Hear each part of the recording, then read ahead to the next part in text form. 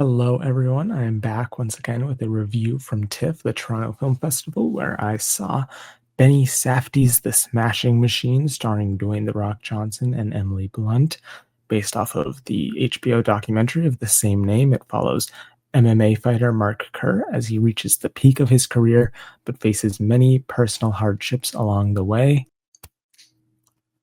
This is the kind of movie that I really struggle the most with when it comes to reviewing because I didn't like it. I didn't dislike it. I just kind of was left feeling mostly indifferent about the film. Like, if there's any part of this film to write home about, any part that stands out, it is Dwayne Johnson. He is easily, in my opinion, the best part of the film, the most surprising part of the film. I think what a lot of viewers consider like great acting often involves like big emotional outbursts and yelling and stuff like that. And yes, he does do that here, but I never doubted that The Rock could do something like that. He like pretty much yelled for a living when he was doing wrestling and stuff like that. It doesn't matter what you think. And also yelling isn't great acting, but either way, where he does surprise me here is with his subtlety, with his timidness and his vulnerability. It's in like the quiet human moments where I think Johnson really does show his range and impresses the at least me, the viewer, as an actor. He's very clearly a different person, which is an accomplishment because I feel like the main complaint people make about The Rock as an actor is, oh, he's always playing the same person in every movie, which is kind of true. I mean, he's often also like oftentimes like wearing the same like clothes that he wears in like Jumanji and Jungle Cruise and that like giant like gorilla movie. He's often playing the same character, often wearing the same clothes. So I understand that complaint. Very valid. I would agree with it. And here he is. There is no shade of those of him pretty much here. He sheds as much of the like rock persona that you see in all those performances. He sheds as much of that persona as he possibly can here. And he reveals a very earnest, sensitive, and soft center. This character of Mark Kerr is nothing like The Rock or the characters he's played before. He's very gentle. He's like a gentle giant. It's not the type of character that we've ever seen The Rock play. And also his voice is very different in this as well. It's much more in the same way, much more just soft. I've always thought he was an okay actor. Like, I think people underestimate how difficult it is to just be a believable human being on the screen. And The Rock has done that, even if he is being himself. That is alone is still an accomplishment. I think people don't understand the difficulty that comes when like there's a camera in front of you. You know there's a camera in front of you. You've also got like, especially on the sets he's on, like giant like crew, like hundreds of people around you.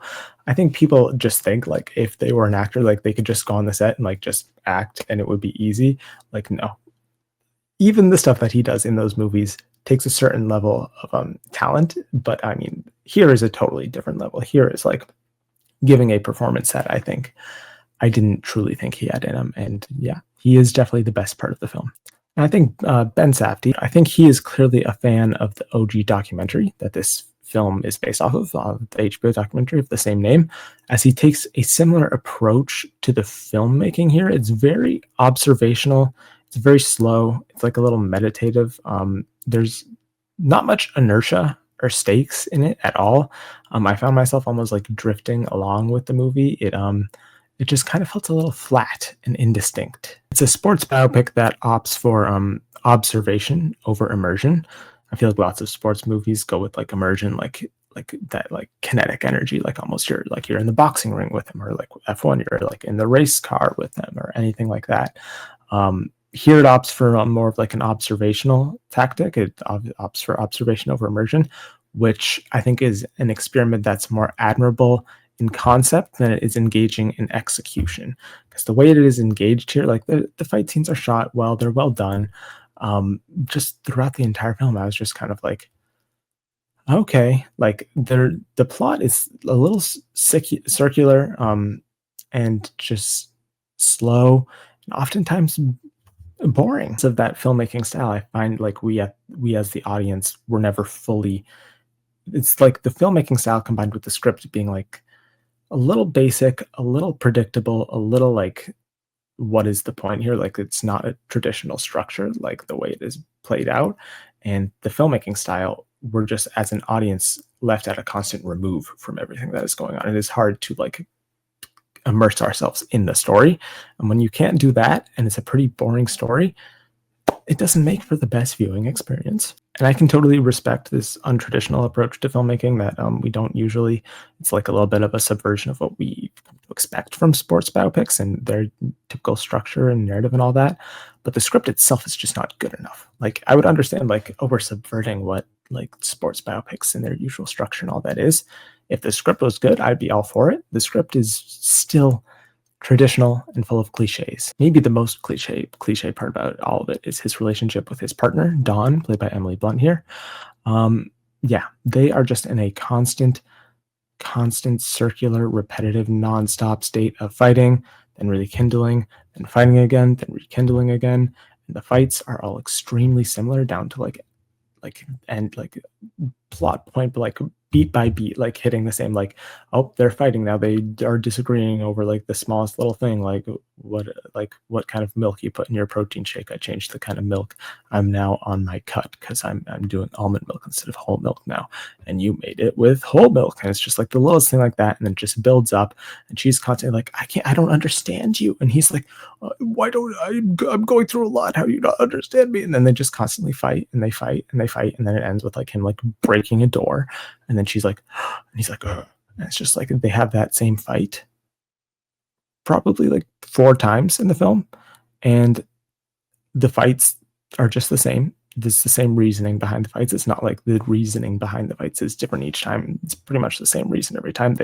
She's struggling to like connect and understand with him, and he's kind of like, I'm going through a lot, like kind of leave me alone a little bit is kind of his approach. And yeah, we just don't see their relationship evolve much at all. They're constantly just in this stage of conflict. And then it's just like when we get to like the 3rd time they're fighting for the exact same reasoning and it's going by the same like fight beats, I'm just like, what are we doing here? And yeah, like I was just saying, the film doesn't really allow these emotional crises or relationship issues or just underlying like emotional personal issues. They don't let that supersede the centrality of like the combat of the film, what he does for a living, this fighting. But the fighting itself is never transformed or changed by the drama that goes on outside of the ring.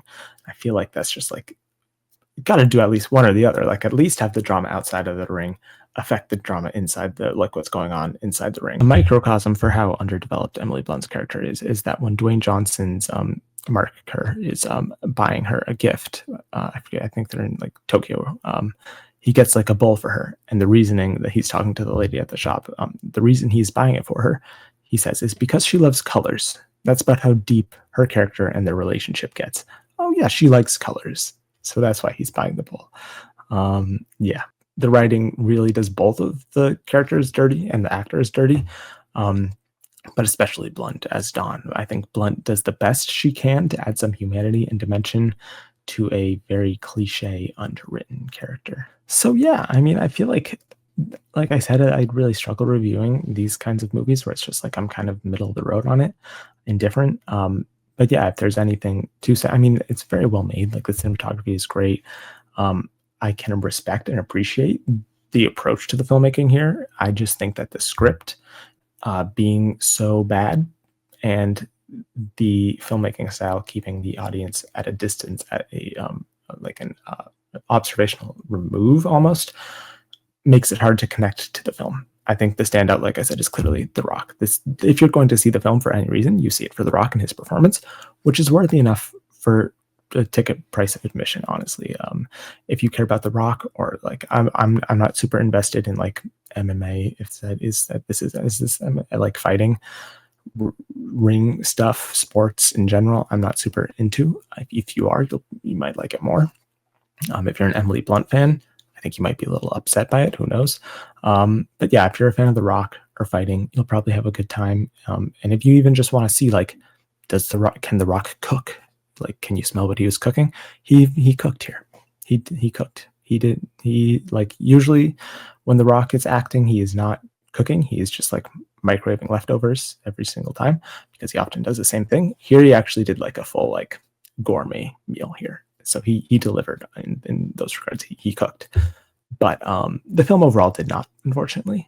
Oscars. I think I don't think this film is of a high enough quality to make it the best picture, in my opinion, especially because I think A24 will be prioritizing the other safdie film. But I think they'll both have decent award success.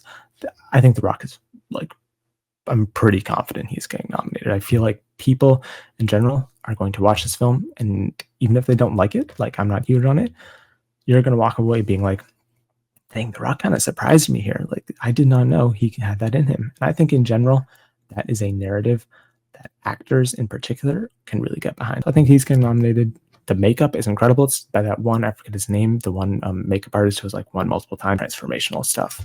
And The Rock really does, the makeup is great in this. He really does transform. Blunt, this is the kind of performance and character that the Academy does kind of tend to go for. Like, it's like every scene she is in, she pretty much is like going through a lot emotionally and yelling and crying. And it's funnily enough, like the one scene where she doesn't do that, where she's like hanging out with her friend, where it's like, oh, I'm actually a little more interested in this character because you're actually giving a little tiny incy bit of dimension to her, and then we immediately cut away.